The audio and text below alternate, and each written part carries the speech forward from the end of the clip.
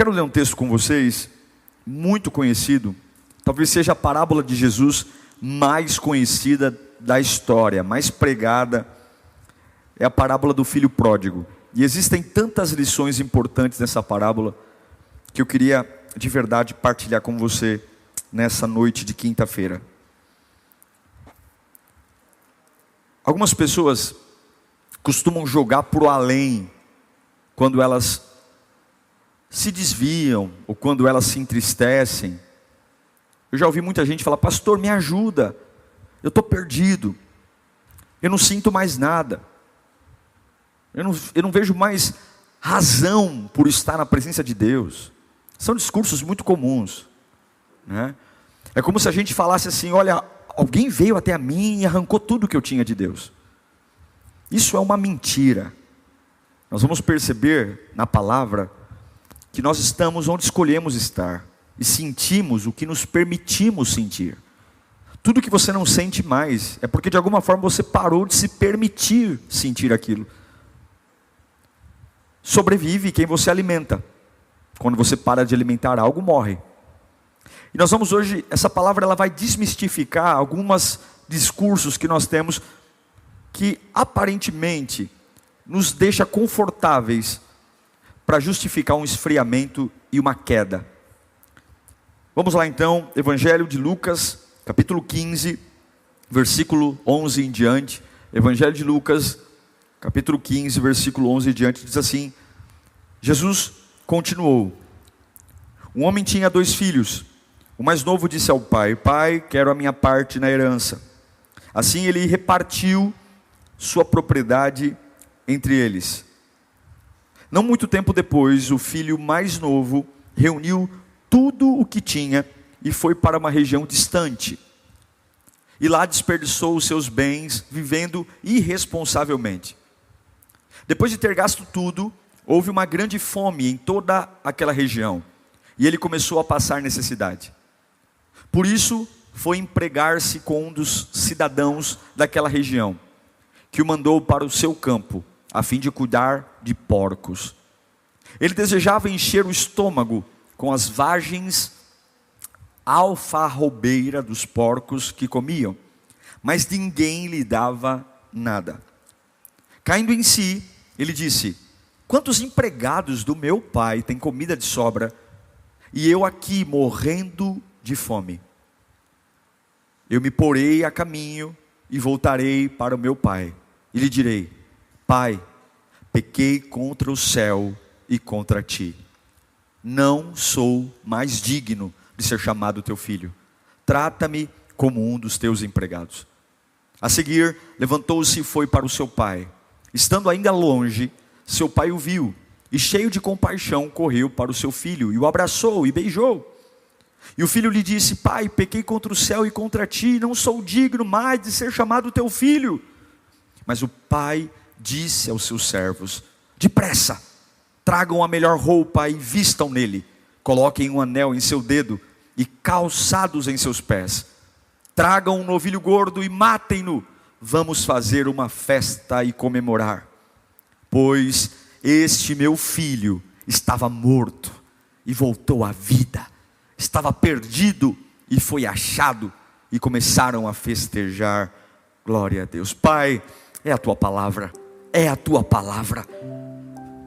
Bem-aventurado o homem que vive dela, Senhor. Bem-aventurado o homem que ouve a tua palavra. Ela é combustão, ela é energia, ela potencializa um homem, ela dá norte, ela dá futuro, ela sufoca as mentiras do diabo até que sejam exterminadas. Nós reverenciamos tua palavra, Senhor. Bendito seja a Bíblia, bendito seja a tua palavra, e obrigado por termos a oportunidade de, numa época de calamidades, podermos ouvir a tua voz. Fale conosco, Pai bendito, amém. Eu quero abordar com você a parábola do filho pródigo, pela perspectiva da vida de um crente, de um cristão, ou de alguém que conhece Jesus. Na vida cristã, o processo de decadência sempre nos ronda. O esfriamento, perder os sentidos. Se converter é uma batalha, mas se desviar é muito fácil. Se converter é complexo, é um arranjamento de fatores, mas perder os sentidos, de um dia para outro eu posso acordar e nada mais ser real. E você tem que entender que o esfriamento faz parte de cada um de nós e nos ronda. A parábola do filho pródigo, ele nos mostra uma verdade cabal sobre como eu e você, cristãos, podemos ser afetados por uma queda. Olhando para essa parábola, eu vejo alguns estágios de queda na vida desse filho. A primeira coisa que não entra na minha cabeça é como é que pode alguém morar com um pai, na mesma casa do pai, e esse pai representa Deus, e de repente essa casa ficar chata, essa casa ficar desinteressante. Eu moro num lugar que tem tudo.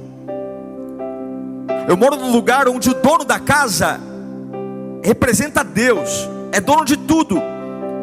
Mas de repente essa casa não é mais legal, não é mais interessante, e eu tenho vontade de sair dela.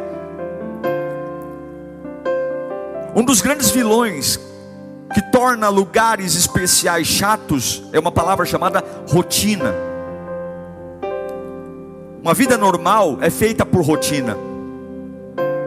Rotina é quando nada de extraordinário acontece, nada que deixa a gente com frenesi acontece. Uma das coisas que eu tenho percebido nas igrejas é essa necessidade constante de fazer algo fora do normal sempre. Cultos fora do normal, eventos fora do normal, sempre para segurar as pessoas da igreja com essa expectativa de que sempre tem uma novidade. Mas olha, irmãos, por mais criativo que você seja, você nunca vai conseguir ser criativo todos os dias. Por melhor que a sua igreja seja e faça programações, nome de cultos, não tem pastor, não tem líder que consiga inventar coisa o tempo todo. Chega uma hora que a rotina vai estar lá. Chega uma hora que não vai ter cultos especiais, que não dá mais para pôr foguete, não dá para pôr dinossauro na igreja. Chega uma hora que não dá mais para inventar nada. Chega uma hora que só vai sobrar a rotina. A rotina não pode ser evitada. E eu fico impressionado como algumas pessoas precisam de coisas mirabolantes para estar na presença de Deus. Precisam de coisas surreais. Se não tiver algo fora do normal, eu não consigo. Mas a vida cristã não era para ser assim. A vida cristã não era para ser uma vida que me surpreendesse. Eu não deveria ter problema com a rotina. E daí que na casa do pai é sempre igual? E daí que tem louvor sempre igual? E daí que é tudo igual? E daí que eu faço as mesmas coisas? Eu não deveria ter problema em fazer as mesmas coisas sempre. Porque se há a presença de Deus, se há a doce presença de Deus, ainda que tudo seja igual, ainda que seja segurar uma plaquinha, ainda que seja varrer um chão, ainda que seja sentar no mesmo banco, ainda que seja ouvir o mesmo culto online que o pastor Diego prega, mas se eu tenho a consciência de que há uma presença plena e poderosa, eu não tenho problema com a rotina. A rotina foi um problema para esse filho, e depois da rotina ele ficou insatisfeito. Dependendo do ponto de vista de cada um, a rotina para alguns é bom, para outros é muito ruim. Mas esse jovem, ele fica cansado de morar na casa do pai. Cansado. Nada mais brilha, não tem mais brilho nos olhos. Talvez porque não havia um movimento. Vou te dizer uma coisa: se sua vida com Deus depende de movimentos, você ainda não conheceu Jesus. Eu já tive a oportunidade de servir a Deus quando não havia beleza nenhuma, glamour nenhum. Você tem que se apaixonar pelo pai e não pela casa do pai. Você tem que se apaixonar pelo convívio com aquele que é o maior de todos, e não pelo que a casa tem, pelo sofá. Não, porque o sofá sempre vai ter aquela cor, a porta sempre vai ter aquele tamanho, mas o pai sempre será diferente. Só que se eu vivo só a rotina, se para mim sempre é tudo igual, daqui a pouco eu estou insatisfeito e desanimo. E quantos estão aí me assistindo que estão desanimados e falam: ah, pastor, eu estou desanimado, descontente, cansei desse negócio de igreja, esse negócio de Deus, não é para mim não. A gente fica tão insatisfeito que perde a capacidade de dar graças a Deus por tudo. É aquela insatisfação do ingrato. O ingrato reclama de tudo. O ingrato, ele só vê defeito, tudo é difícil, tudo dá trabalho. Porque ele não vive da presença, ele vive da rotina, sabe? E rotina é realmente algo terrível. Rotina é pragmático, é chato, e daqui a pouco eu estou insatisfeito, e é só defeito. E olha, tudo que você procura, você acha. A rotina, a insatisfação, e daqui a pouco vem o terceiro estágio da queda, a rebeldia. Estou tão insatisfeito por conta da rotina, tão insatisfeito nessa rotina de igreja, de coisa, que agora eu começo a ficar rebelde. Eu quero me afastar. No dicionário, rebeldia significa teimosia, birra. É aquele camarada que escolhe ser do contra. Ele não tem mais opinião, ele só quer ser do contra. Ele só quer discordar. E vou dizer uma coisa: nunca discuta com o rebelde. Discutir com o rebelde é causa perdido. Bater boca com o rebelde é passar nervoso. Não discuta com o rebelde. É por isso que o pai do filho pródigo, quando o filho fala, me dá a minha parte que eu quero ir embora, você não vê o pai falando com ele, contra-argumentando. O rebelde sempre vai reivindicar direito. Sempre. Não é assim que acontece? O rebelde, ele sempre está insatisfeito e ele quer direito. Ele quer. Para eu ficar, eu quero condições. Para me manter, eu quero condições. E o pai da parábola, ele não segura o filho. Olha, meu irmão, toma cuidado se você está vendo uma fase de rotina. Toma cuidado se você está vendo uma fase de insatisfação. E toma cuidado se você já não está na fase de rebeldia. Isso é caminho da queda. Depois da rebeldia, o que acontece com o filho pródigo? Ele se rebela, porque pedir a herança para um pai vivo é rebeldia. Ele se distancia do pai. Ele pega o que é dele e se distancia.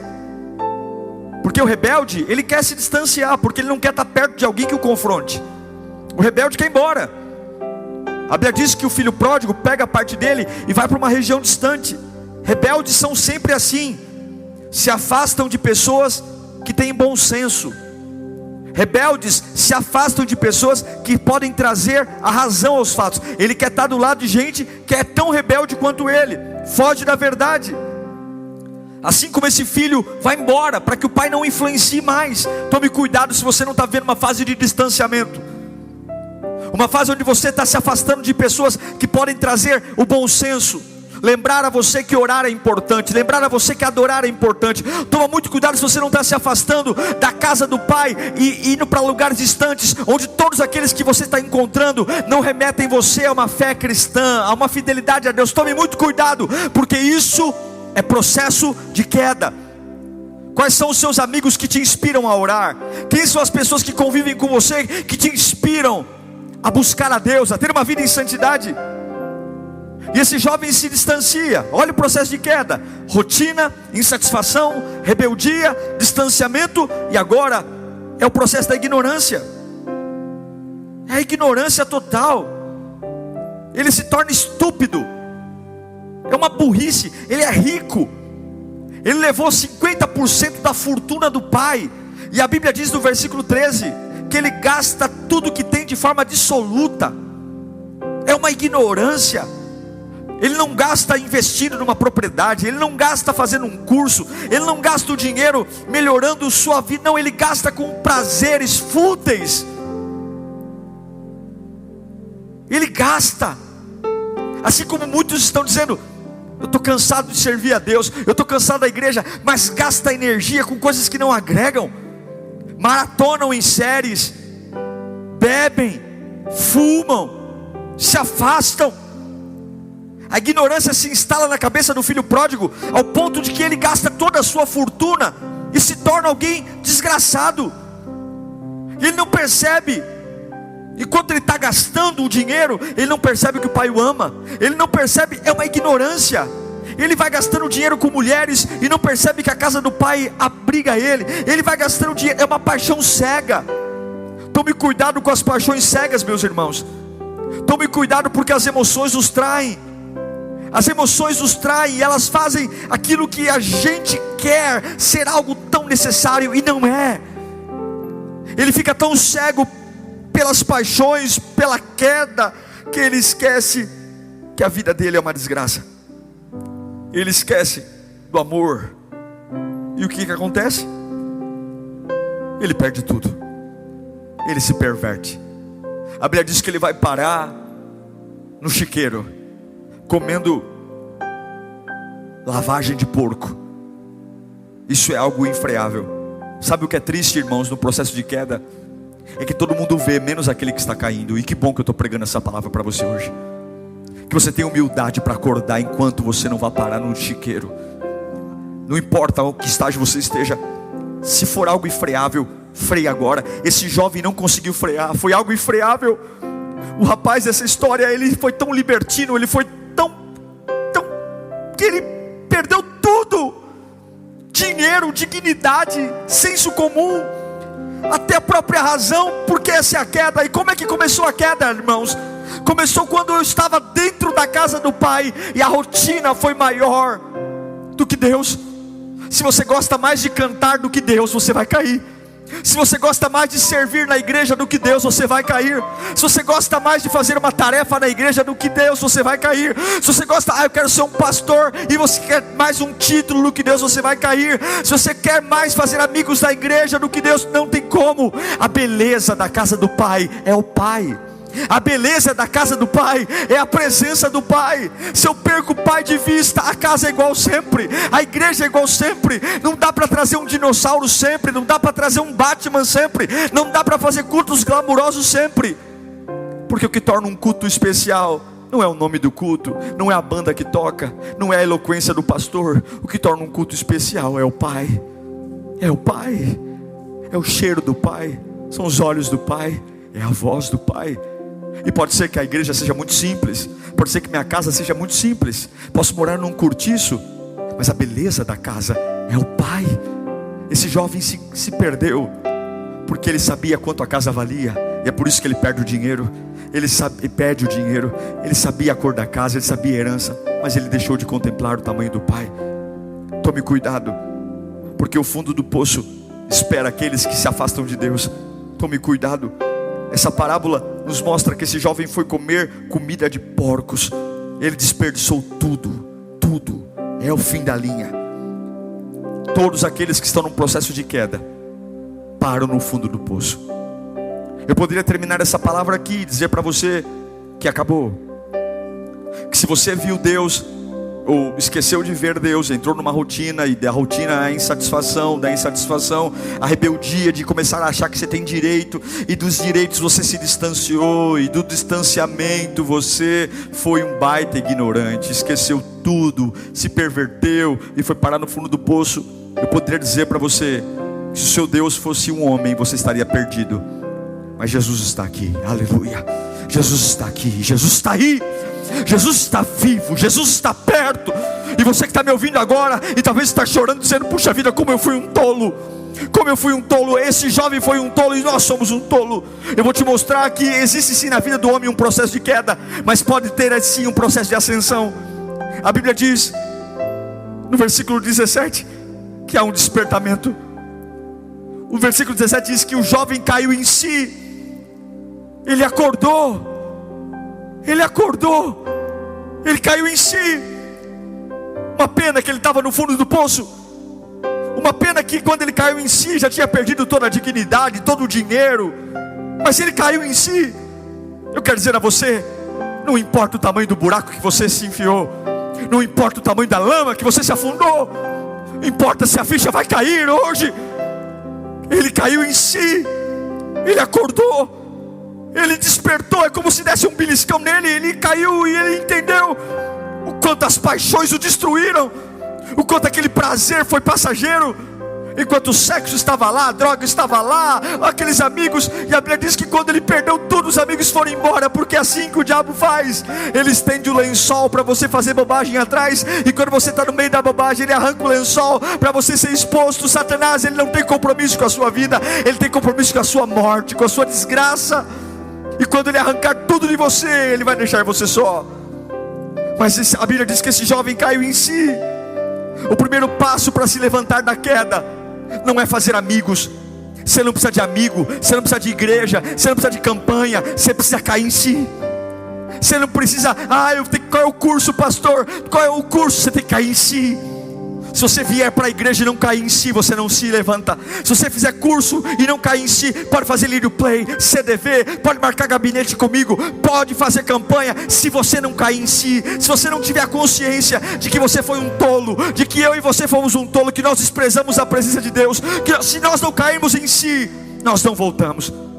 O primeiro passo é cair em si, mesmo ainda na lama, mesmo ainda entre o chiqueiro. É cair em si mesmo com um casamento arruinado. É cair em si mesmo sem ter nenhuma melhora. Alguns falam assim: pastor, se Deus me ajudar eu me levanto. Não! Pastor, eu fiz um voto, se Deus restaurar meu casamento eu sirvo. Não! Tem que cair em si ainda no chiqueiro. Tem que cair em si ainda arrebentado. Deus não vai negociar com você. Deus não vai facilitar, porque eu e você temos que dar valor. Nós temos que dar valor, porque o sangue de Jesus foi um preço altíssimo. Ele não vai melhorar a minha vida não, ainda fedendo lavagem de porco, ainda sem ter nada. Eu preciso cair em si. Se você quer uma vida nova, se você quer a paixão de volta, se você quer voltar a ser que você já foi um dia, os olhos brilharem, a sua vida não precisa melhorar. Ainda num chiqueiro de porco, você pode lembrar do amor do Pai. Ainda fedendo o pecado, você pode lembrar que há um Deus que é perfeito. Ainda no meio das angústias e das traições, você pode trazer à memória quem é o Pai que te sustentou até ontem. Você pode lembrar que é um Deus perdoador. Ainda no meio da angústia, ainda num leito de hospital, ainda preso num presídio, ainda angustiado, ainda ter usado crack há pouco tempo atrás, você pode pôr a mão na consciência e dizer: há um Deus que me ama. Os servos, os empregados do meu Pai comem melhor do que eu. Acorde dessa ignorância. Acorde desse sono profundo de ignorância. Acorde. Pare de ficar mandando mensagem para os outros dizendo: eu não sei, eu acho que Deus não me ama, eu não sei o que acontece comigo. Pare de ser sonso. Eu não sei, nada na minha vida dá certo. Olhe para as tuas escolhas. Olhe para as tuas escolhas. Eu não sei, comigo tudo é mais difícil. Olhe para as suas escolhas. Olhe para o valor que você dá ao Pai. Chegou na igreja fervendo. Eu cansei de, como pastor, ficar atrás de sistema para animar a crente. Chega. Porque se a presença de Jesus não te animar, meu irmão, eu não tenho nada para te oferecer. Se a presença de Jesus não inflamar você, eu sinto muito em te dizer, eu não tenho nada para te oferecer. A Lírio vai ser chata, minha mensagem vai ser chata, porque a casa do Pai sem a contemplação do Pai é rotina. E quantos estão nessa época de pandemia desviando, porque não conseguem vir à igreja, porque não conseguem fazer parte de uma escala? Quer dizer então, cadê o Pai? Esse jovem caiu em si, e ele desperta. Ele tem um planejamento. Qual é o planejamento dele? Ele fala o seguinte: olha, eu pisei na bola, mas assim, eu estou tão mal, que os empregados da casa do meu pai vivem muito melhor do que eu vivo agora. Então eu vou voltar para a casa do meu pai e vou pedir para ele me receber como um dos seus empregados. Veja, no processo de queda, eu quero ter direito. Pai, me dá minha parte da herança. Pai, me dá minha parte da herança. Mas o processo de ascensão é: eu vou voltar para a casa do meu pai, e eu quero que ele me aceite como um empregado. O teu coração diz se você está caindo ou subindo. Se hoje você está cheio de direitos, batendo na mesa, cobrando lugares, cobrando pessoas, cobrando herança, você está caindo. Agora, se você, para estar na casa do Pai, você fala: olha gente, eu queria muito estar ali, ó, mas se não der para eu estar ali, o cantinho que vocês me arrumarem, eu estou aí. Eu me voluntariei para estar na recepção, mas se precisar de mim no estacionamento, eu estou. Porque qualquer lugar não vale a pena do que estar na casa do Pai. Ele se perde pedindo dinheiro, mas ele volta para a casa do Pai dizendo: eu quero ser um empregado lá, porque eu prefiro ser um empregado na casa do Pai do que um milionário fora dela. Como está seu coração hoje? Quanto de orgulho você está subindo ou está descendo? Baixa o nariz, joga teus direitos no lixo, aceite arrepender-se. A base da ascensão é esquecer a rotina, é cair em si, é ter um planejamento. Qual é o planejamento? Não importa a posição, eu quero estar perto dele. Se der para ser voluntário, é você. Se der para fazer curso, é você. Mas eu quero estar perto dele, porque é ele que muda a minha vida. Eu não vou chegar com exigência, eu não vou chegar com carteirada, eu não vou Tem gente que chega na igreja dizendo: eu sou pastor, eu sou líder. Não, eu quero estar na casa do Pai. O camarada vem do vício, vem do álcool e vem dando carteirada. O camarada vem da pornografia e vem: não, eu quero, se der para ser empregado, eu sou, porque eu sei que aqui é o melhor lugar. Meu querido irmão, Jesus te chama hoje, mas você tem que cair em si. Tem que cair em si. Tem que ter um planejamento. Qual é o planejamento? É a humildade. O pecador, ele começa a ver a glória de Deus quando ele olha para Deus. E arrependimento. Se a queda vem da rotina, que gera insatisfação, que gera rebeldia, que gera distanciamento, que gera ignorância, que gera dissolução e que gera morte. A ascensão vem de cair em si, de ter um planejamento. Qual é o planejamento? Eu não quero servir agora eu não quero compromisso com o homem, agora eu quero ver o Pai de volta.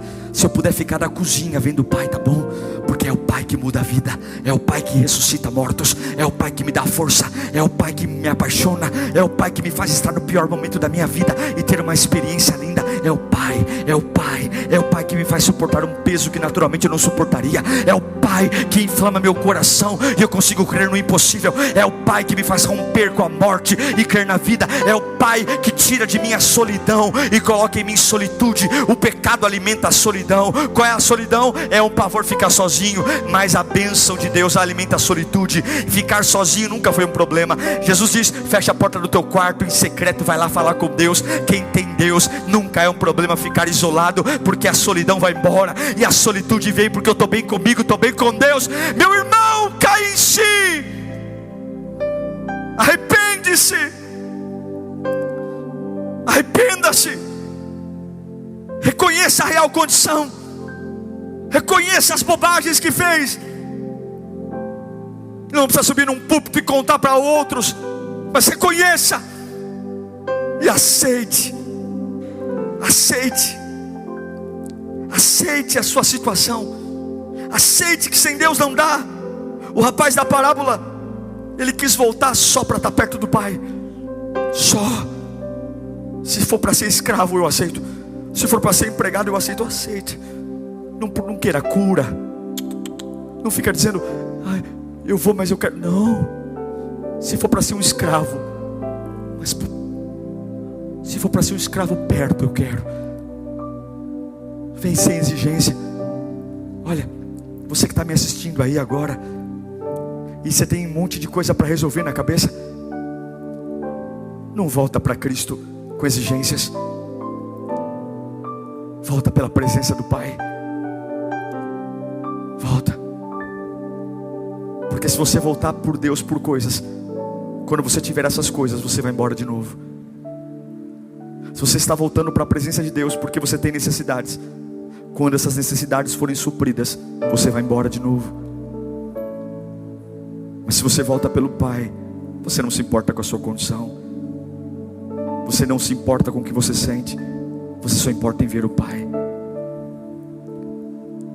Quantos estão me assistindo aqui hoje estão vivendo uma rotina? A minha vida é a mesma, o culto é o mesmo, é sempre o pastor Diego que está pregando aqui. O livro é o mesmo. E por que eu leio a Bíblia? Mesmo sabendo tudo que a história está me contando. Porque o Pai está nela. E a Bíblia se torna o livro mais lindo do mundo, porque o Pai está nele. Se o Pai não estivesse nesse livro, eu nunca mais leria ele de novo. A gente lê o livro e põe na prateleira. Por que a Bíblia não vai para a prateleira? Por que a Bíblia não é aposentada, mesmo eu lendo histórias que eu já conheço como acabam? Por que cada leitura é algo novo, é algo encantador? Porque o Pai está nela. Se você perder a noção do Pai, as coisas vão ficar chatas, cansativas. Orar vai ser um problema. E aí entra aquela palavra: eu tenho que fazer, eu tenho que ir, eu tenho que ir. Ah, meu irmão, e eu tenho que ir, o diabo ganha de lavada.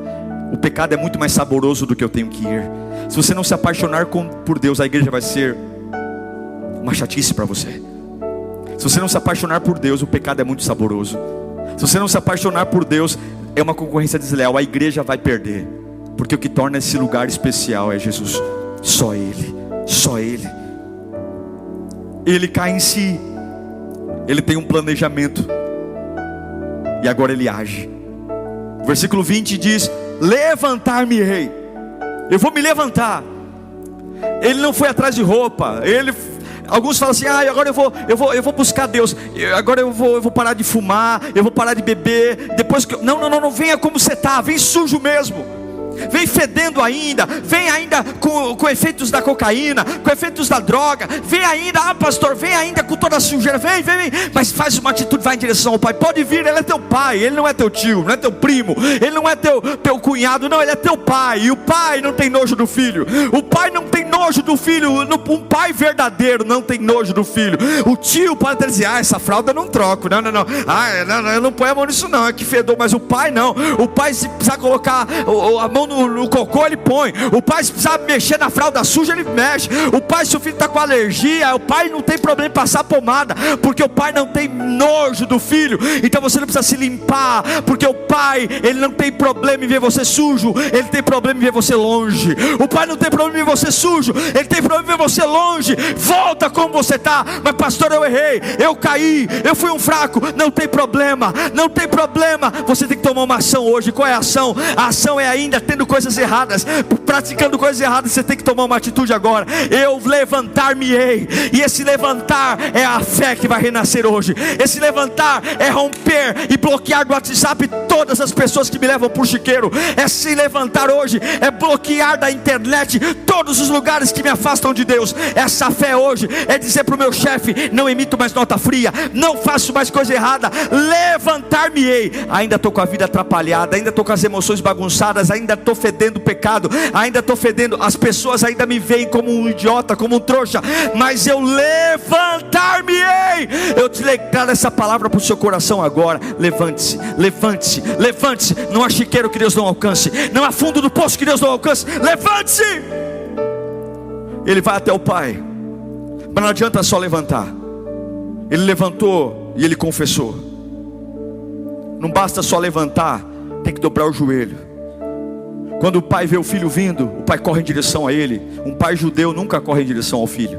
Mas para Deus mostrar que Deus quebra a regra por amar você, a Bíblia diz que o pai olha pela janela e quando vê o filho voltando, o pai corre em direção ao filho. Ele quebra uma tradição judaica.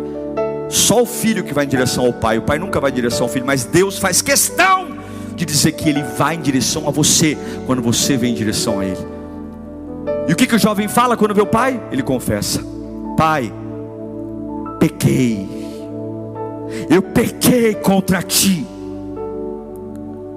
eu pequei. Tem que dizer, eu tenho que ter consciência de que eu servi a Deus de forma mequetrefe.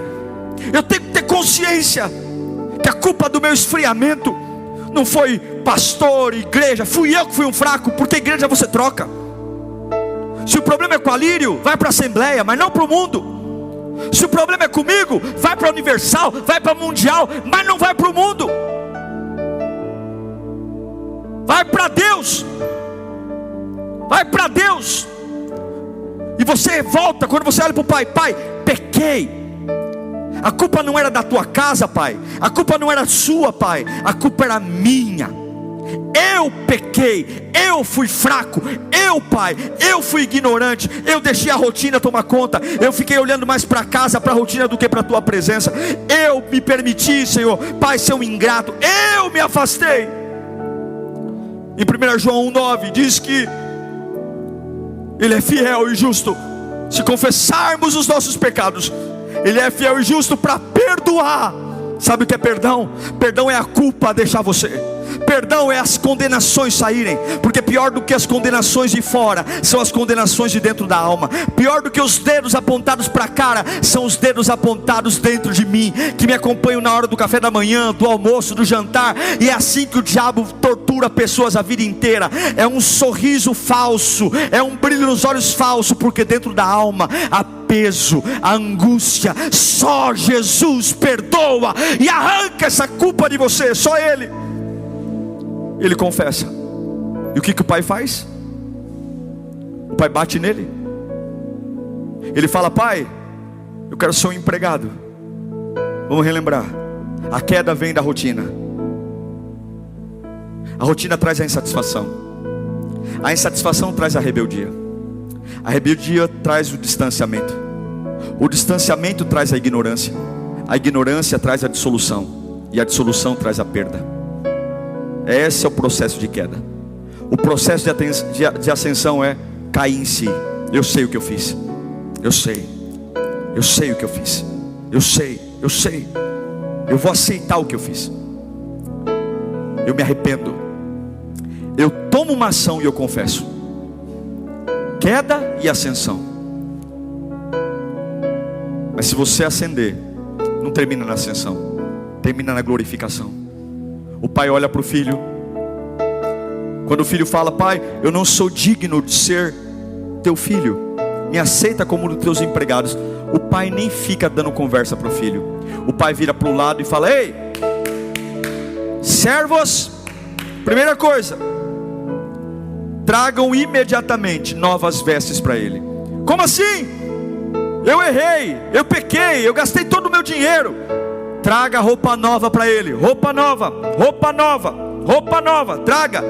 Porque depois, eu já te perdoei, eu não quero você com essa roupa mais.